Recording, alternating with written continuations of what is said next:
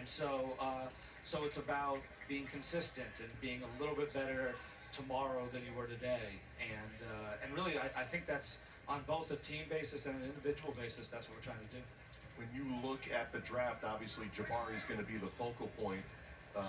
Tari Eason has impressed us these first two games. What did you see in him as that selection came in? Yeah, I mean, Tari is, it's summer league and it's a game in 3 quarters or whatever.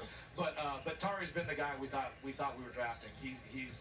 Tari gets after it, and we're real happy with him. And he's been a good teammate, on the early going, and just his energy is always, it's on and off the court. It's always there, and it's not just energy. Tari goes hard. It is an intense energy. I'm a big fan of those types of players, so we're excited about Tari. Yeah, Josh Christopher. Obviously, he can score. I've been really impressed with his ability today to get others involved. Like when you come to Summer League, are there 2 or 3 things, like say for a returning player like Josh, saying, all right, this is where we want to see you grow? Yeah, with Josh, I think I thought he played fine, well, the first game. I think he's been better today, and it's really not about him scoring. We know he can score, especially getting downhill. He can be really special in that respect. It's about rebounding and little plays on defense. He's very good defensively on the ball, but just help side and picking up kind of all those NBA tricks. And we've seen that with Josh. We're really happy with his progression. How much incredible value do you feel you got in Ty Washington at that stage of the first round? Yeah, we had Ty really high, and so we really like that. I just think my thing with him is he's just a really good basketball player. Sometimes we talk about how tall they are, how well they shoot, or speed, or quickness, or jumping ability. Fundamentally it's a game, and sometimes it's very hard to put your finger on why this guy is better at the game than that guy. Ty is a guy who's always been better at the game than everybody else, and I think that frequently translates, and I think it will in this case too. We're excited about him too, for sure. He's a ball guard. He just plays. Yeah, exactly. And he loves the game. He does love the game. And he's a really good basketball player. Like I said, we're excited about it. Where are you guys with the roster right now? I mean, we have a ton of contracts. I was going to say, this isn't a vacation. I mean, some people come to Las Vegas, obviously, but you guys have a lot of work to finish out your roster. Well, no, we actually have to figure out who we're keeping. We have 19 guys with guaranteed money this year, so we're going to we'll figure it out. But our whole team has been here. The only guy who didn't make it was Boban, because he was in Serbia with the national team. Our entire team was here. The young guys are in this gym. The older guys rented a gym. They've been working out and here to support the young guys. It's been a really fun week. Is Vegas the most fertile place for a general manager when you're looking at potential moves or changing the landscape of the team? What's your feeling on it? I don't think so. I actually think of this as kind of a time to focus on your team. There obviously sometimes there's big deals that get done here, but I think once you get through the draft and the beginning of free agency, it's more about your group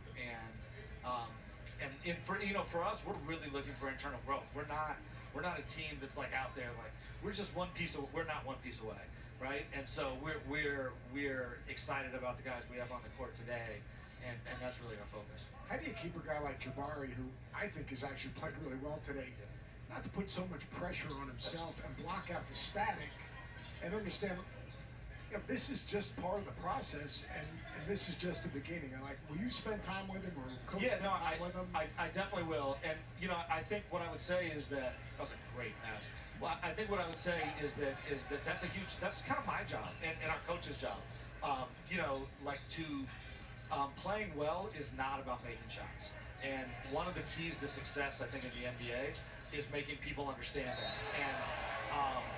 And so this is a great opportunity to tell him, I thought you played great, and we have a quarter left. We'll see where it ends up, but I think today he's played very well, and I could care less if the ball goes in. The whole key is take the same shot every game, game in and game out. It needs to be the shot you practice, the shot you can make, and then you live with the results of shot luck. And whether you played well or not depends on everything else you do, how you defend, how you rebound, how you pass, all those things. And to me, he's having a good game. I agree. I'll get you out of here on this. We didn't mention Daishen Nix's name. You said great pass. He's had a really good third quarter. He's had a really good game here tonight now in year 2. Yeah, no, we're really excited about Daishen. He's like a kind of old school throwback point guard. He pushes pace. He sees the court really well. His basketball IQ is really high, and he's in this enormous body. And so, I'm excited about Daishen. Hit that three for me. I was going to say, a great finish to knock out the three. Well, thanks for coming by. We appreciate it. Thanks so much for having me, guys. Phil Spells, General Manager of the Houston Rockets. Team right now involved in a 2-point game, looking for that first Summer League victory after dropping the opener on Thursday. And look at Daishen Nix right there, who's put together a 13-point, 4 assists. Came through G League Ignite last year. That was fun. Fury was good. I mean, get a little information. I totally agree. I think I look at Jabari today, and I think he's rebounded, he's defended, he's made the right plays, he's been more aggressive, he's been a little more shot ready.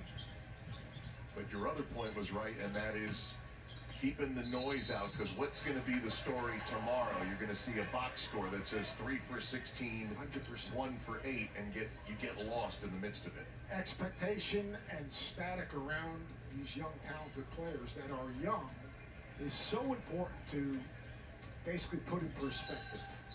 And these games mean nothing. He's learning NBA spacing. He's learning NBA defensive principles. He's learning NBA rules defensively.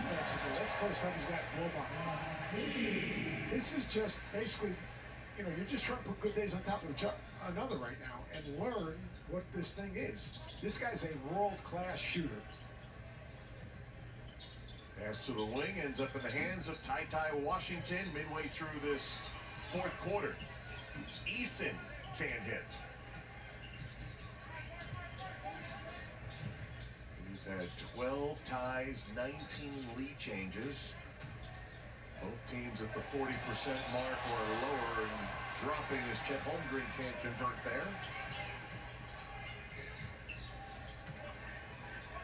Nick's been feeling it here in this 3rd quarter, and he buries a 3 for the lead. Good pass, good step up. That's the second step-in 3 that he's made where he was shot ready and stepped right into it. As you mentioned, 3-point game is where he has to improve, and he's got 3 of them here tonight. 3 out of 4. Holmgren against Smith. Goes to the right shoulder and puts the hook shot up and in. How about his patience right there? Staying low enough to keep himself on balance and then go to the right shoulder with the left hand. Really nice. 19 Rocket turnovers. Jane can't finish. J-Dub can. Mark, you made a good point right there about how physically strong he is. You're talking about Jalen Williams. He's big, he's physical, he can finish around the basket, he can play through contact. Right there, he stays with the play. And one physical front court wing player.